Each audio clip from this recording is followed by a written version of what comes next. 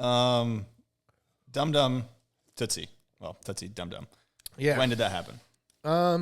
So these are two tricks you invented. Yeah.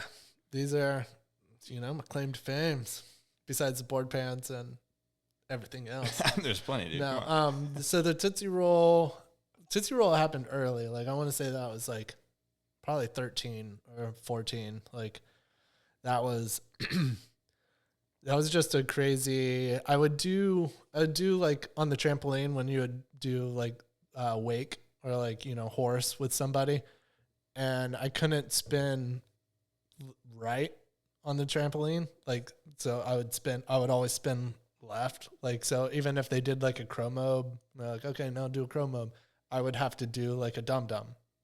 But they're like, what? Like, but nobody was like mad about, you're still doing a front flip 360. Yeah. I just had to go the other way first. I had to do the handle pass first.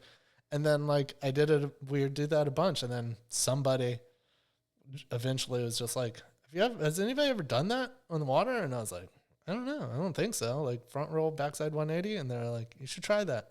And like literally landed my third one. Really? It happened that quick? Yeah. I guess you did a lot. But it was like, it's like a very easy trick. I don't know if you've heard much about the Tootsie Roll, but everybody can fucking do it. So it was like really funny. It was the bigger mind blowing. It was like, how did nobody do this? That's what I was going to ask. That was like, there was front mobs, chromobs. There was everything going on. Like, nobody decided to do a front roll backside 180, and I just happened to staple my name. Somebody's got to be the first. Yeah, somebody's got to be the first. And if you ever listen to a wakeboard contest and somebody does one, if Dano's announcing, he will definitely let you know who invented it. And I appreciate that, Dano. Dumdum. So when did Dumdum happen? Dumdum happened because I was playing. Me and Parks were riding doubles, and I thought I could beat him with the Tootsie Roll. And I'm pretty sure this is probably when he learned a Tootsie Roll, but we were out riding, and I did a Tootsie Roll, and he was like, oh shit, I got to do this trick that you invented. Like, probably still hadn't done it like for months after that or whatever. It was just like, no, stupid trick.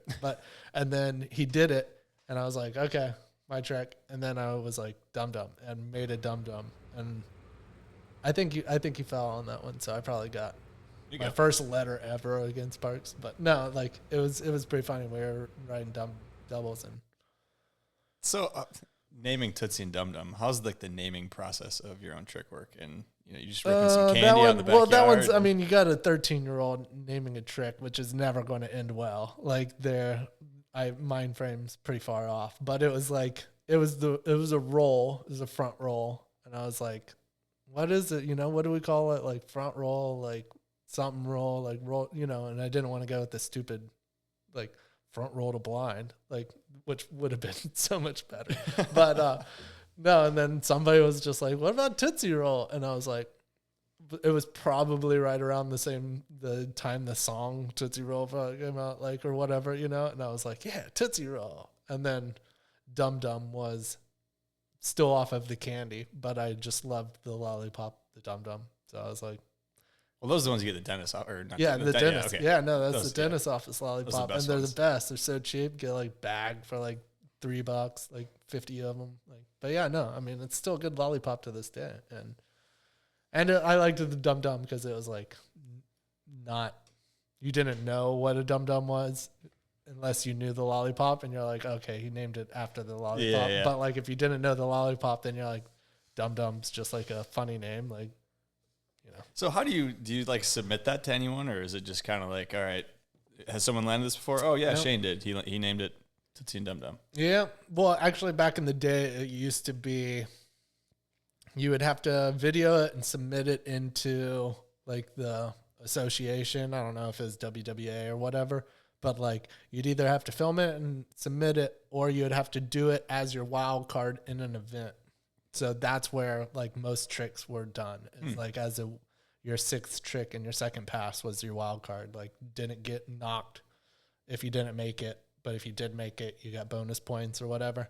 But that's where you had to invent tricks also. Like if you were doing a trick that nobody's done, you got to save it because everything at that point had trick values on it. Mm-hmm. So you couldn't do a trick that nobody's done in your run because there was no trick value assessed to it. So it was like, wild card is basically when you're supposed to invent the like.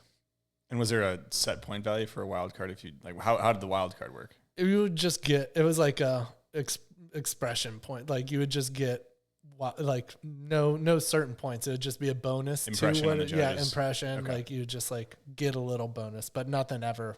Most people didn't make the tricks that they were doing in the wild card because you'd go for something crazy. And not the tootsie though. You stomped that baby, no problem. Yeah. Oh yeah, easy all day. Speaking of candy, what's the most amount of cavities you've had in one dental checkup? I feel like you know this already because you wouldn't have wrote it down and checked, but it was 17. 17 cavities, 17 one checkup. cavities, yeah. It's like 4, 4, 3, and 4 or something like that. Is that the dum-dums that play right there? Yeah, I was I liked candy a lot. Like I ate tons of candy and we had like a Coke machine at the ski school.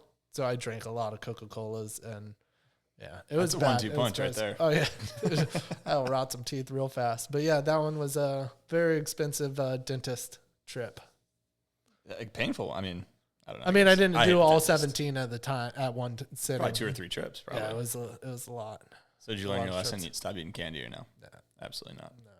Still got messed up teeth. These ones all back here are pretty messed up. In the The only back, one I that see. can compete with me is Daniel Grant. That Oh, dude, yeah. That dude ate a lot of candy, and I don't know if you've seen him yet this year, but he's missing. I'm gonna put lot a of picture teeth. right now of DG. Right? He's like got no teeth. Like it's great. It's great. And it's like you don't want to believe that you're like going to like, oh yeah, no, I'll just brush my teeth or like just because I'm eating candy, it's not gonna like I'll just get a tooth fixed. And then you're like, wait, I'm not even old yet. And my teeth are like falling out. And look at Daniel. He's only in his 20s and he has no teeth. So you're like, yeah, it's true. Sugar's bad for him.